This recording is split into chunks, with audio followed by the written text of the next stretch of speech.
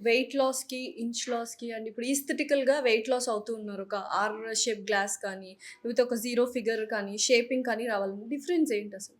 Wait loss అనేది ఏంటంటే it's a generalized term. We are detecting everything in the body mass అనేది కంప్లీట్‌గా weight తగ్గుతున్నాం. Hmm. For example body weight is composition of different compositions ఉంటాయి. మనకి muscle include అయ్యి ఉంటది, ఫ్యాట్ ఇంక్లూడ్ అయ్యి ఉంటది, వాటర్ ఇంక్లూడ్ అయ్యి ఉంటది. హ్మ్. సో, ఇయన్నీ కూడా మనం చూసుకొని కంప్లీట్‌గా షట్ డౌన్ అయ్యేదాన్ని వెయిట్ లాస్ అంటారు. ఓకే. వేరేస్ ఫ్యాట్ లాస్ అనేది ఏంటంటే we are focusing on the specific target areas. Hmm. కొంతమందికి చాలా మందికి అబ్డామెన్ దగ్గర ఎక్కువ ఉంటది. హ్మ్. అబ్డామిన్ ఫ్యాట్ ఎక్కువ ఉన్నప్పుడు ఏంటంటే, మనం అబ్డామిన్ ఏరియా స్పెసిఫిక్ ఏరియాస్ కొంతమందికి అండర్ ఆర్మ్స్ ఉంటది. కొంతమంది ఫ్లాంక్స్ అనేది most common concern. Even though జిమ్స్‌కెళ్ళినా వీటికెళ్ళినా గాని తగ్గని పాయింట్ అది. సో, మేక్ ష్యూర్ మనం ఫ్యాట్ లాస్ అనేది టార్గెటెడ్ ఏరియాస్‌లో ఫ్యాట్ అనేది రిమూవ్ చేస్తాం. Subcutaneous fat. Okay. So, inch loss అంటే?